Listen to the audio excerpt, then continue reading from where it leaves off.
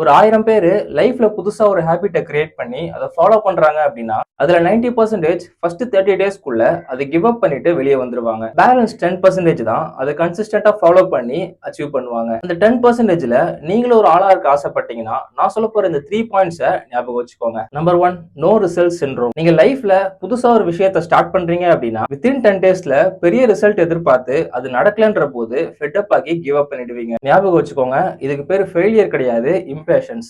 உங்களுக்கு லைஃப்ல பொறுமையே இல்லைன்னு அர்த்தம். Number 2, comparison drop. நீங்க சூஸ் பண்ணிருக்க ஃபீல்டுல ஒருத்த உங்களை விட சக்சஸ்ஃபுல்லா இருக்கான், நீங்க அவனை விட பின்னாடி இருக்கீங்கன்னு ஃபீல் பண்ணி உங்களை அவன் கூட கம்பேர் பண்றீங்கன்னா ஞாபகம் வச்சுக்கோங்க, அவன் இந்த பிளேஸை ரீச் பண்றதுக்கு அவனுக்கு பல வருஷம் தேவைப்பட்டிருக்கும். அண்ட் நீங்க இப்பதான் ஸ்டார்ட் பண்றீங்க. So stop comparing. Number 3, lack of system. லைஃப்ல எது பண்ணாலும் சிஸ்டமேட்டிக்கா பிளான் பண்ணி பண்ணுங்க. உங்க ட்ராக் ப்ராசஸை பீப்புள் கிட்ட ஷோ ஆஃப் பண்ணாதீங்க. ரிசல்ட்ஸ் வந்ததுமே அதுவே சத்தமா பேசும். உங்க ஃபர்ஸ்ட் 30 டேஸ்ல நீங்க இருக்கீங்கன்னா இதை சேவ் பண்ணி வச்சுக்கோங்க. அண்ட் உங்க பெஸ்ட் ஃப்ரெண்டுக்கும் இதை அனுப்பி இந்த பாயிண்ட்ஸை ஃபாலோ பண்ண சொல்லுங்க.